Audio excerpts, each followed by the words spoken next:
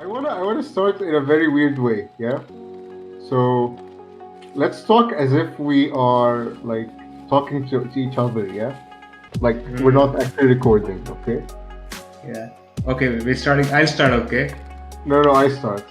I start. Okay, you start. Okay, you start. You start. It's okay. I will follow up. Okay. Okay.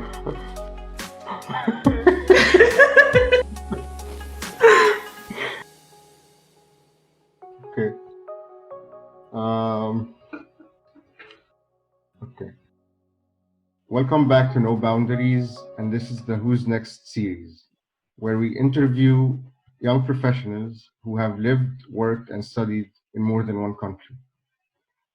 In today's episode, we are interviewing an individual who was my high school friend, and after graduating from the International School of Schweifat, he went to Hungary to study dentistry at the University of Debrecen, and after that, he moved to Budapest, where he's now working as a full-fledged dentist. And that person is Mina. Hello, Mina. How are you doing? Hello, thank you guys for having me. So, Mina, could you give us a short introduction of yourself? Like, what did you? I mean, why did you do dentistry, and like, where have you lived, and what did you study in bachelor's, and like the reason for choosing the major? So basically, it's always been something I wanted to do.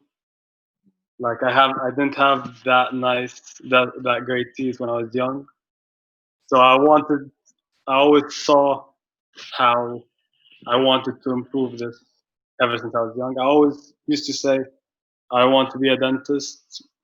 People would ask me, "What's your name?" I'd be like, "Dentist Mina Maher." You know, kids want to be pilots. Kids want to be I don't know whatever, but something I always wanted to do, and I just never stopped chasing it until high school. I found this university. It was recommended by our university advisor, Mr. Hani, the Mr. Hani. Yeah, I remember him. Yeah. He recommended this to me, and I didn't really want to leave UAE at that point. Like I was just attached. My whole family is there. I had a big group of friends there. Everyone was staying. Not many people left, really. I wanted to stay, but my parents pushed me to leave. They said it would be a better experience. It would be a stronger degree. So yeah, I went for it. Of course, mm, didn't really know the place at the beginning. Had no one in Hungary when I first arrived here. I was totally alone. But yeah, first few weeks, first month, you just make that one, two friends that you stick with, and then by time you get comfortable, you start having a bigger circle. But overall, it was a good experience. Study in Debrecen. It was a very strong university indeed. It was very tough. It wasn't easy. Like Mhm. compared to other dentists in other universities that I know, some courses that I spent months studying for, preparing for the exam, they got it done using past papers. Like it was a very huge difference. But I'm here now. I decided to stay after I graduated. Basically, my aim was to go back home, to head back to the UAE, get back with my family. But in order to get the license to work, to practice in the UAE, they only take you if you have experience. Like they don't want you to come back and practice on them. They will only take you if you already have practice, and then you can work professionally. So it needed 3 years. I could have done it there under some doctor supervision, but uh, there I would have paid for it, and I wouldn't have really got much experience. I would have had one, two patients per day, simple stuff, would have someone watching me, making sure I don't do any mistakes. But here, I'm working in an international clinic, working on my own, treating tourists a lot. Like the summer season is very busy. We have people from like Iceland, Germany, but it's a stronger experience. And once I'm done 3 years, I can stay here, I can go back. But yeah, this is where I am now. I'm working as a dentist in Budapest and slowly improving my knowledge, see where I'm gonna go. Yeah, that's quite an interesting experience. Can you tell us how was living and growing in the UAE?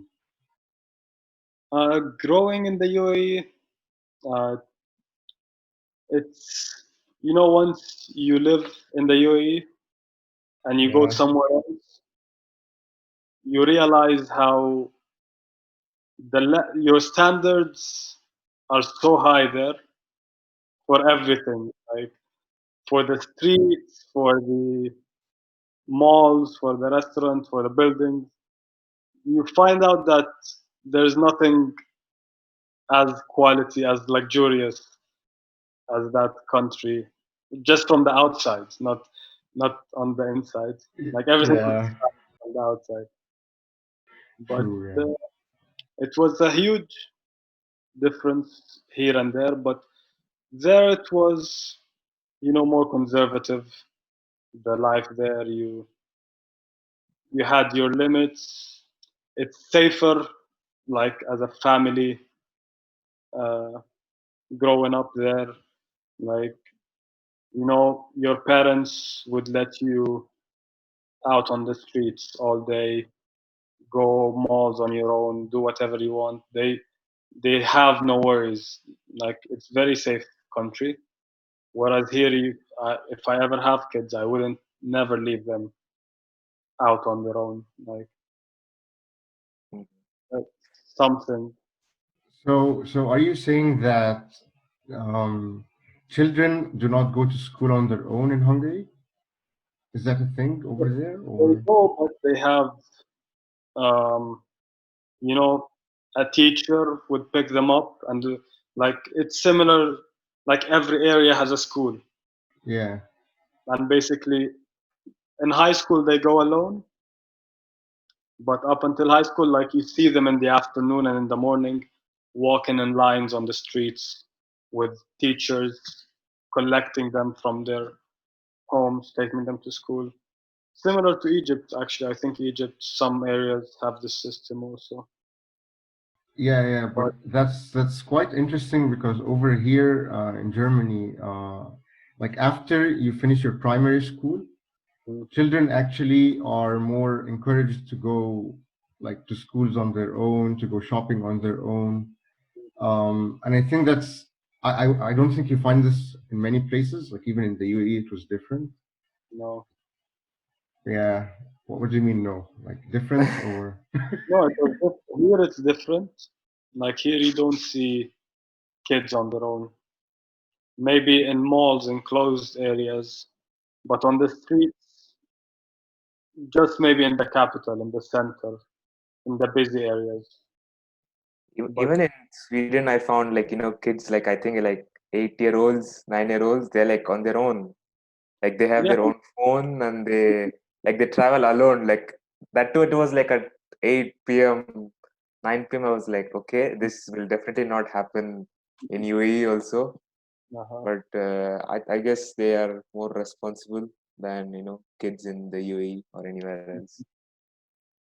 Yep. But yeah, growing up in the UAE, like I remember, I've had up until since middle school, I had the freedom of staying out until like 1 a.m.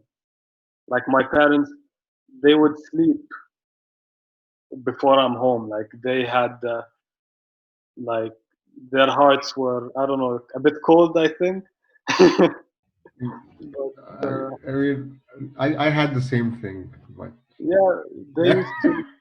Like anywhere else, you see the parents, they wouldn't be able to sleep until their kids are safely back home. But something like this, it just shows you how they had no worries. That's one thing growing up there. Another side is the community. It's closed-minded. That's something compared to here. Mhm. Like everything is, what's the word for it? When you look down onto it, Mhm. like I remember as a Shuaifati or even the school before, you know how we're the only mixed school in a lane. Yeah. Like I remember family friends would look at me like, "Ah, he's a player. He talks to girls. He's a fuckboy." The image. Yeah. Yeah, the image just for you being seen out with girls. That Was was looked down onto. That was yeah. something. So yeah, Mina, since you already talked a bit about your school, so could you tell us a bit about like what were your important takeaways or like lessons that you learned from school that shaped you as a person and you follow it until today? Uh, Shuaifat, it was a very overly pressured system. Mhm. Like I remember 11th grade, we would have 10 tests per week minimum. Like that was the minimum. But it was, as a kid, you shouldn't have this much on your plate. It was too much effort at that 10th grade, 11th grade. But once I got to uni, I saw how being used to this pressure and then seeing the pressure that you face in uni, especially from med school and dentistry, other people next to me would be crying, calling their parents, I can't handle this. People looking to transfer to other branches, business or literature, like from med school. They just would give up from the first year, from the first few exams. But the pressure that I had in school, I wasn't as stressed as they were. That's something that Choifat really put into each one of us, I think, like being used to this workload. That's a very good thing that I got from that school. And the openness, that was good. Like, I'm not as close minded as people that were in other schools. Like, and the third thing is the language. Like, we had a few international students in our years, and we would use English a lot in on campus, out of campus, and that helped. It's not really that helpful here in Hungary since I need to speak Hungarian, but Mhm. up until then, it's good to be fluent in another language. But yeah, so I thought it was a good experience overall. Like I would put my kids in that school if I would be living in Alain. Or living anywhere where that school exists. Yeah, yeah. They In don't have Hungary. it. Is it? I don't know if it's the same for you in Germany, but do you have that many private schools, or is it mainly public? It's mainly public, but Yeah. I mean, I have another opinion about like all schools, but Mhm. if we're talking mainly about private or public, over here it's like I think you have the same system where like wherever you live, they need to go to the school that's in that district. Yeah, if it's public. Yeah, and that makes Yeah, it easier for the teachers, makes it easier for the parents, makes it easier for everyone. And so I think how people choose where they live is based on like good schools or get good yeah, reputations of the area. And it's the yeah. same. Mhm. So how was the transition from the UAE to Hungary? What did you face in the beginning? What did you face midway? And what are you facing right now? with like regards to changes? Uh, like I'll tell you as soon as I arrived to the country. Like it's exactly 6 years ago from next week. It would have been exactly 6 years since I set foot here. I came first of all with my parents. Like we came 3 weeks before uni would start. Arrived here with my parents.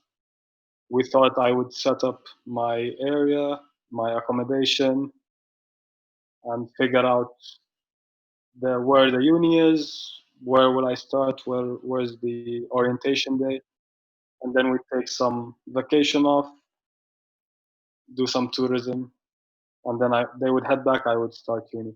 So we arrived to the airport. We had nothing planned, like just hotels booked. That's it. We had no directions where we're Mm-hmm. gonna go. Arrived to the airport. Someone picked us up, dropped us in the centrum near the hotel, and we thought, okay, it's the capital of Hungary. There's gonna be some English directions, English. No, no. It was a total. We were totally lost at the beginning. We were walking around trying to find the hotel because it wasn't a carrier to the hotel. It was just to the area. Mm-hmm. Walking around with our suitcases, sweating in the summer heat. We were totally lost.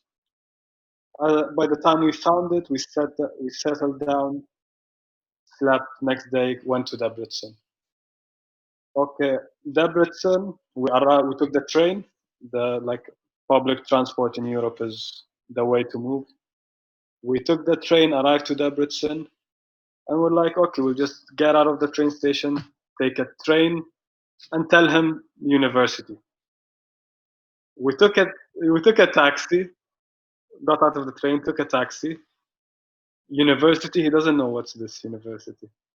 Like basically, Debrecen, half of it is the uni. Like that city runs on the uni. It's so much income. The students bring so much to the city. So I'm like, he should know the uni. But the thing is, they don't call it university in Hungarian. They call it egyetemen. Oh, nice. So yeah, he had no idea what I'm saying. And then I'm just throwing out words of the accommodation that I'm looking for, the hostel. He realized the hostel's name, and he Mm. just dropped me at the hostel. And we didn't imagine how big the uni is. Like the campus is huge. Like to walk from one side to the other side, it's about 20-25 minutes walk through the campus. Wow. Yeah, and we got lost in the campus, of course, for a bit. We're very unprepared for it. But we we just booked the hostel and left. We were so lost. We're like, okay, I will figure it out on my own once I come back. Yeah. But Mhm. yeah, for anyone planning to go somewhere listening to this podcast, you need to be prepared. If you ever go to another country, learn some words in their language. Don't depend on finding someone that speaks English. It's not something that common, especially in Europe. And yeah, be prepared. Like right now, my cousin came here also. She's studying, and she came exactly how I came, like totally lost. But I was here for her the whole time. Like I took her Yeah. from we registered her in the uni. Unless you have someone guiding you like this, you should be more prepared. But uh, that's how it started. By time you get used to it, to the country, you get used to the habit, you make your own group, you understand what's acceptable to do, what's not acceptable to do around here, and you realize that you need to learn the language. Like, and they appreciate it. Like, even if you say a few words, but just enough for them to understand what you wanted, they're happy with you. Unlike if you speak English, they get so frustrated, like they get so angry. Like you coming to my country and expect me to learn your language. This is how they take it very personal. Yeah. Like, I'm sure it's the same in Germany. Same in Europe. But yeah, but by time as you understand them, they understand you, it becomes easier. Like I remember first days, the hate looks I would get walking into a supermarket and asking for stuff in English. It's so much hate I used to.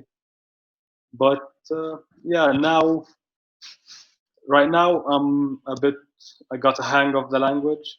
Like I would go places, I would order in Hungarian, and they love it. Like they would laugh about it here and there if I say something incorrectly, like pronunciation or grammar is weird. But they like it. They treat you better. They appreciate it. Like it becomes easier living with them. And as a country, you get to like it. Compared to the UAE, here you have the freedom to do everything and freedom to own whatever you want. And the country helps you.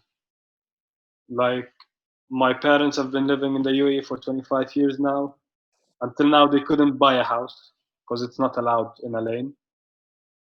But for me, I just need to save 20% of a house, and the country gives you an 80% loan of the house.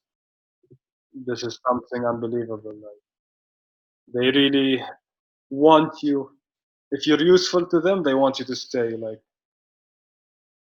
but it's different. Like in the UAE, they want you to come to them, stay for a few years, make your money, and leave. Like they don't want you to stay. Actually, like I think it's a bit different. Like they want you to come and stay useful, stay being useful. The moment you start being not useful, that's when Yeah, they kick you out. They yeah, kick yeah. you out. And Like it's very simple. I don't know if you've been through this or Ferdan. I don't know. Ferdan, you're in the UAE, right? Born and raised in UAE. You're living there, so I've you've lived had your I've lived in Al Ain, Abu Dhabi, Dubai, so I have no stuff. all over. But now your residence permit, it's employment, yeah? It was Employment. employment, and when I left, it got cancelled. So I can't. If I had to go back, I need to go back in a visit visa. Uh-huh, uh-huh. But when you got it for employment, they took you and made you watch this video. Have you seen it? Like the Mm-hmm. place where you apply for a Mm-hmm. work, for an employment permit. Where did you? For me, Abu Dhabi, Alain, they took you to this room and they, whoever is applying on that day, they make you watch this video. And basically, it was about Egyptian carpenter who got employed in the UAE by a construction company. He came, and basically, they're showing you how his life went from the moment he arrived, his lifestyle. They put him in the work camps. He would just work hard every day, and he would always send the money back to Egypt. And they just showed you his daily, the trouble he would go through, the stuff. Like they showed him doing some freelancing, but it's not allowed. How you shouldn't do this stuff, what you should do. Like try to guide these workers uh, coming into the, like they had you wearing mics, and it was in 20 languages. Each person could set it to the language that he wants. But yeah, at the end of the movie, this is what was funny to me. They showed this guy that he now has been working in the UAE for 15, 20 years, and he has been saving money all this time, and he finally took this money, went back to Egypt, and opened his own little carpentry shop. And this is the message that I feel the whole country revolves about. Like they they don't want you to stay there forever. They always want fresh minds. They always want fresh ideas, young people. Like they want you to, okay, you want to make some money, come make the money you want, be useful to us. Once you have enough, you should go settle somewhere else. This is what they want you to do. Whereas here, they want you to settle here. This is That the big yeah, that's one of the, I mean, everyone of our age group is, that's why it gets us frustrated. Like our parents have been living there for, I know some people have been living for like 40 plus years. yeah, And the thing is, what, like, you have been living 40 plus years, you have kids who are like more than 20, 25 years old. You can't call UAE your home country. You can't call your home country as your home country because you don't no, no. fit in anywhere else. So Mhm. it's like you're stuck. So it's the better places to live and find your home country somewhere else. Exactly. So I don't know, like there is some like what I don't know reason why they're doing this or not. Like Mhm. they say that the culture is being diluted, but It's seriously, already dilute. after I've seen some of them, I don't understand what is their culture. Yeah, it's So already dilute. yeah, it's like they're marrying from international. They're marrying from people from other nationalities, and the sad part is the kids don't get the nationality until like really they're old. Like they one fine day they decide, okay, let's just grant these number of kids citizenship, and they give the citizens to them.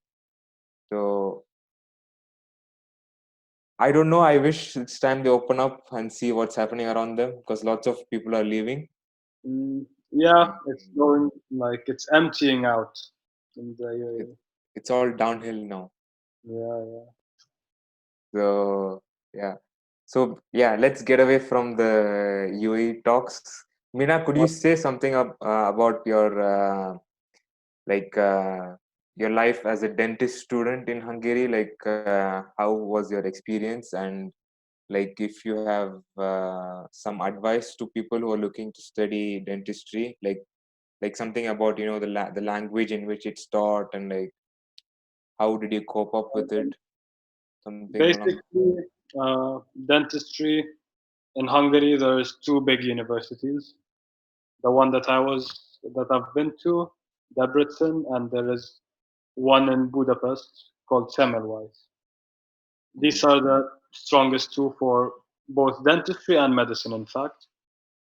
And okay, first 2 3 years, both dentistry and medicine students share the same subjects because the degree here in Hungary it's not like degrees elsewhere, like in the UAE, in Egypt, or those are called dental surgery degrees. Like you will graduate called a doctor of dental surgery. Here you graduate as a doctor of dental medicine. It's more medically oriented. Like you basically study what medical students study, except from fourth year onwards, you go into more details about dentistry, and you don't keep on repeating the medical subjects that you studied in third year, second year. So what sticks with you is more of the dentistry, whereas the medicine students they repeat the second, third year subjects in more details. That's what sticks with them. So the background you get out of here, it's an overall background. You graduate understanding not just dentistry, but you have a strong background in medicine in general. And from third year, you start the preclinical phases, like you start working on plastic heads, phantom heads is what they're called.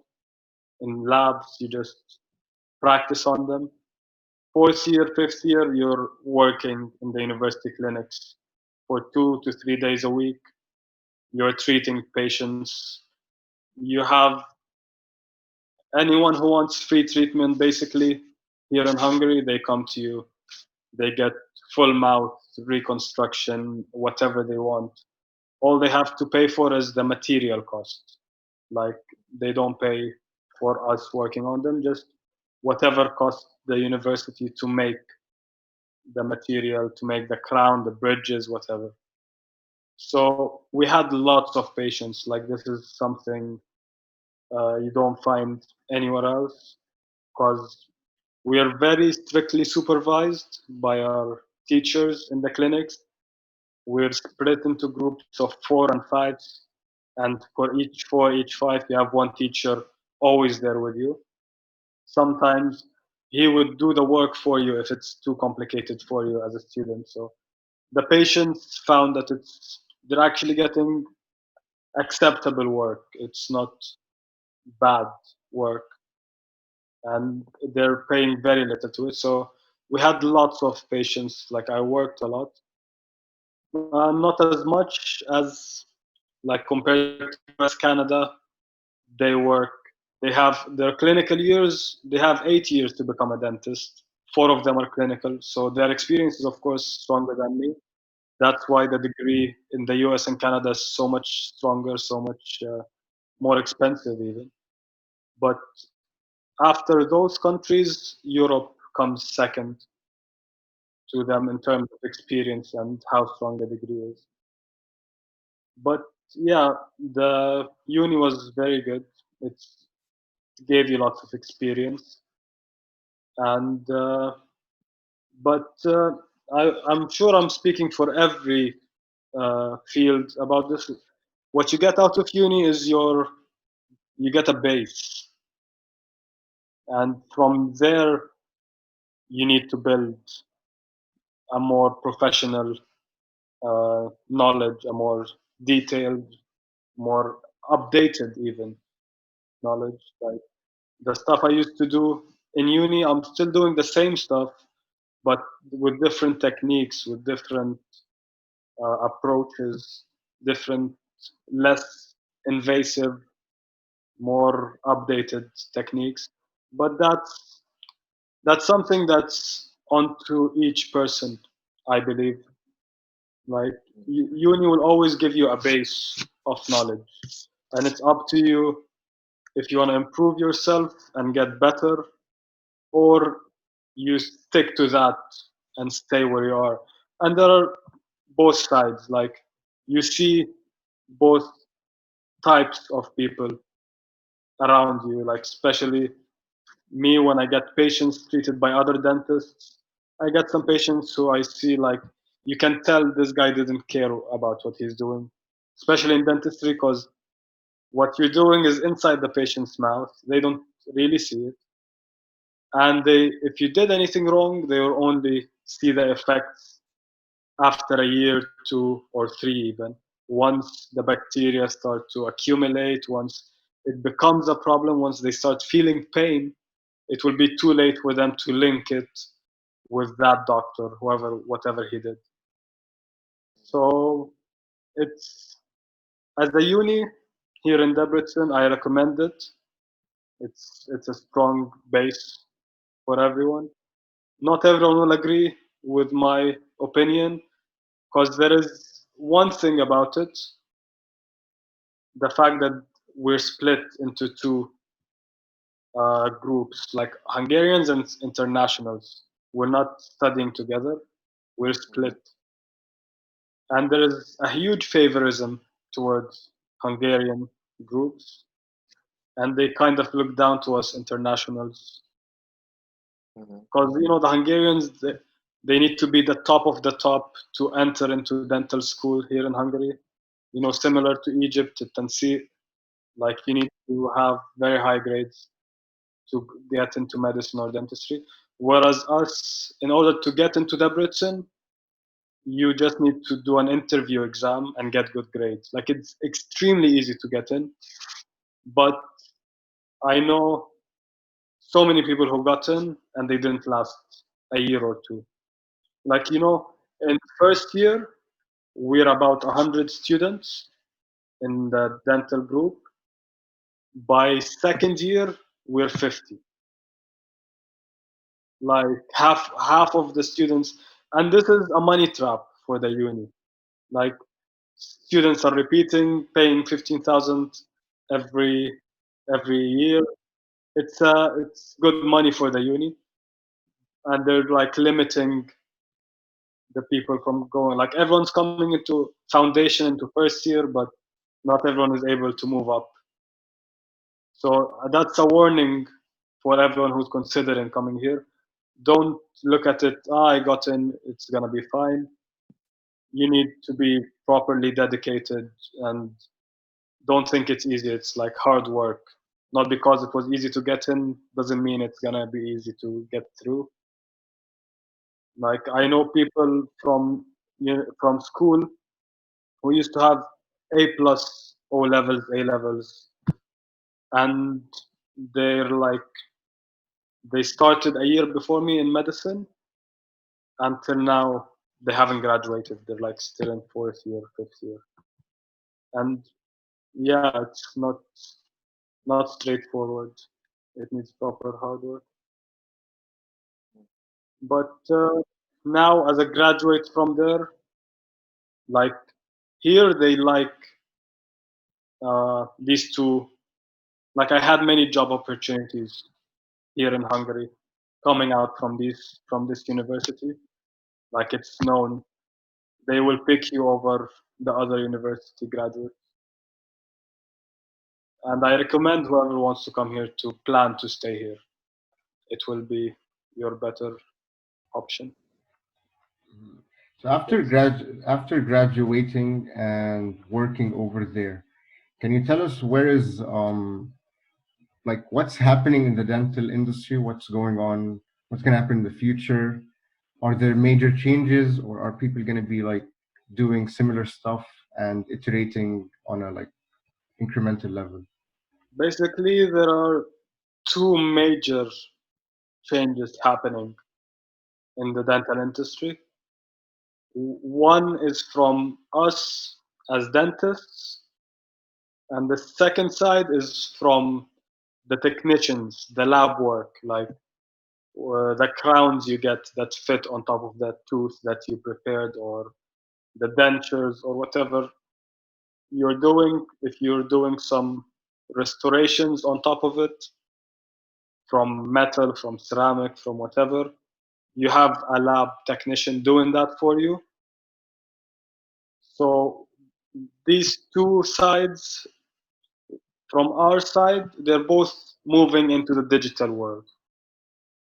From our side, uh, one major thing is we're letting go of, like back in the days, the material that we used to use, they wouldn't as up to date as the one we use now. Like now we have materials that stick to the tooth. So if you want to make a crown, back in the days they would have to do some undercuts into the tooth where the crown would fit, and it prevents it from coming off. But now we're depending more on this material that you don't need to cut more into the tooth to make these undercuts to help the crown fit into. You just use this material on the crown and it sticks the crown onto the tooth. So you're becoming less invasive.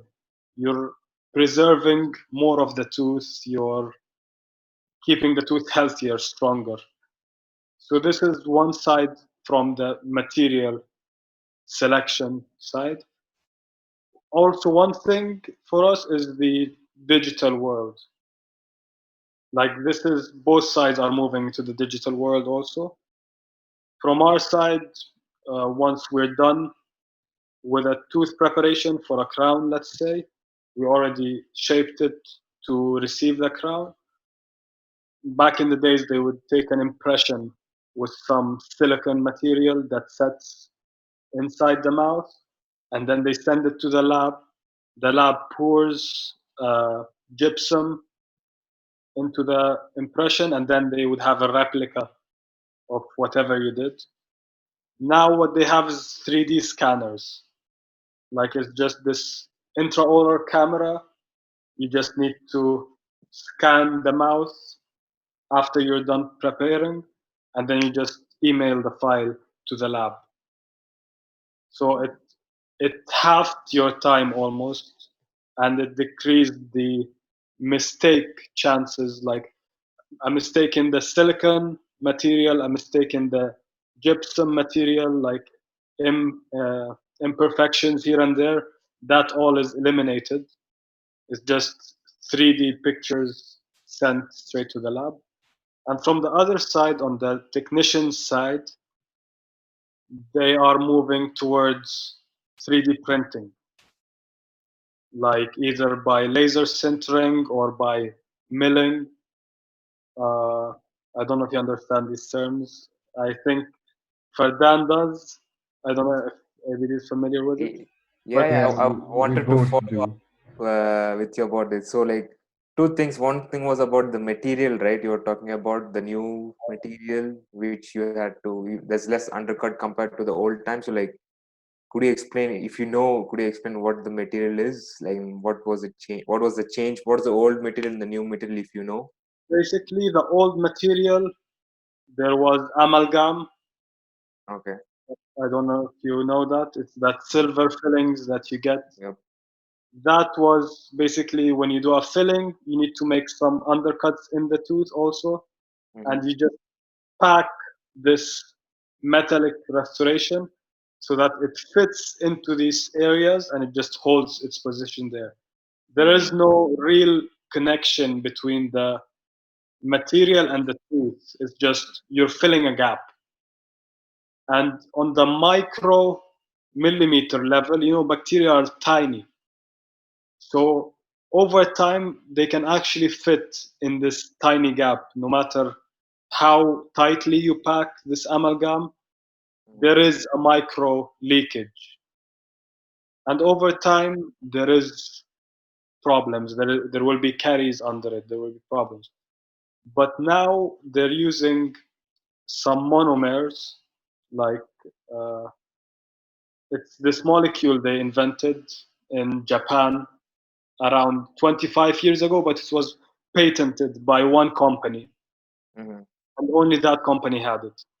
But the patent just finished 5 years ago, maybe, and now everyone has access to that molecule, and everyone is putting it in their uh, material. So it's Mm-hmm. so much more widespread. And basically, this is a molecule that can, on one end, bind to the dentine, the tooth structure, and the other end of it, it can polymerize with these white filling materials. Mm-hmm. So this uh, it's like a bridge between the tooth and the material. So right now, you're not just filling a gap; you're having a connection between these two different materials. Mm-hmm. Hence, you don't have a gap anymore. You don't have a chance for bacteria to leak. And this same material is being used to connect other stuff like prostheses, like crowns or stuff. Back in the day, this crown would come, it would sit, and for you, the preparation needs to be straight, so you have some friction preventing the crown to become lifted up. You should make some undercuts, but now it's not like that anymore. Now you just do the preparation as least invasive as you can, and you can depend on the cement with this molecule to bind between both sides. That's I hope that interesting. answered Yeah. your Yeah, question. that's a really, very good explanation. Yeah, Uh, and like as you said, like 3D printing is really taking over. Like from what I have seen, like I worked in industry with polymers, so to see a mhm, lot of applications, and there are certain companies which are dedicated to. They just print. They have there are machines that just prints dental models, and they're just specifically tuned for that, so they print very fast. mhm, And also I see, like like you're talking about crowns, and like people are also, and you talked about 3D scanning, so mhm. people are also using that. So like you get the 3D scan, and then you design crowns, and you print in metallic materials. I think you will know, they print in cobalt chrome mostly. Yeah, that's the most. But I'm using ceramics where I work. Mm-hmm. Like Yeah. we're printing in ceramics. Okay. Basically, both are good. Both are possible, but it's different ways. I think with metals, you use laser sintering, like you literally 3D printed. Mm-hmm. But with ceramics, you have a block of ceramic, and it's just milling, like it's Mm-hmm. cutting the excess. It's cutting into the Yeah. crown shape, carving it out of the block, basically. So Yeah. it's not actually 3D printing. No, if you're using ceramics or polymers, for us at least in dentistry, it's more like it's a machine that has sensors and everything, but it's not printing it like particle by Hmm. particle, like centering it. But But there is, I guess you will get printer soon Soon, because yeah. it's difficult to print ceramics directly because ceramic like metal's melting point. Let's say it's like 2000 to 3000 Kelvin, but ceramics melt at like 4000, 5000 sometimes, depending on it. exactly, that's why it's harder. Yeah. So what some companies, or I know the technology, but I don't know if there's a company that actually is working on it. So what happens is your ceramic powder is mixed with like polymer base, and then Yeah, what happens is you use UV light. So UV light polymerizes the polymer, and your ceramic particles are trapped. So then what yeah. happens is you print the model, so the model will be slightly bigger than your original size. Hmm. And what happens is then you sinter it. So it's basically you putting it like in an oven. Yeah. And what happens is your polymer melts and it vaporizes, and then your ceramic bonds and then shrinks. Uh-huh. So this is the technology, but I don't think it's out yet because there's lots of challenges. You get lots of porosities, and the shrink. It's difficult to Yeah, predict shrinkage. I'm just about to tell you, you're having many porosities now. And Yeah, another one, you won't be able to control the rate of expansion and the rate of shrinkage. yeah, Like it's not consistent. yeah, Whereas if you mill it, you have these precise instruments that are cutting it exactly to mm, how you want it. And this is very sensitive for us as dentists because you need a perfect fit of your crown onto the tooth. yeah, Any gap will cause problems. So you need to be very precise mm, with as much control as you can over the expansion and yeah. shrinkage. But like maybe in 5 years, the scene will change. I guess like that's how I see it because there But are I lots of companies working on it. but this scene is already very well established. Like this ceramic milling, it's very strong right now. This Hmm. is like every dentist I'm following, every up to date dental lab, this is what they're doing right now. Hmm. So But maybe if they come up with a more practical uh, solution. solution for ceramic sintering, maybe. But I see this is already very well established right now. So this took off like recently, or like has it been around for a while? Like basically in uni, we were the first year to study this in uni. Like before us, it wasn't taught, Hmm. this digital dentistry, but Hmm. it's been present in the market for let's say 10 years now, Hmm. but it's recently starting to become taught in universities all around. Interesting. So when you talk about digital, do you guys like get taught how to actually like understand how these materials are getting milled or printed, or is Yeah, it? we have a dental technician course also in uni. Like you don't just study the clinical dental part of it, you also study the laboratory steps and procedures. So we have an understanding of how everything is done. Like if you like, we have an in-house dental lab in my clinic, and I would sometimes go and watch them, and even sometimes tell them how to do my work. Like I know what they need to do. If it's different than what they're doing, I tell them no, I want it to be done this way. Like I understand both sides of the procedure, but on the digital side, it was one course for us. Like they didn't go as much into depth into it because it's freshly new. It's a freshly new course in the uni. So we just took one course, like one semester of digital dentistry. We basically learned how to scan and how to design uh, a crown, Okay. let's say. Yeah, but we So didn't you, go into depth of how everything is done. They taught us how the material are treated, how, but it's just a very overall view, not really into details. that's interesting. So you actually probably got to know how to 3D design. Is Yeah, it? yeah, yeah.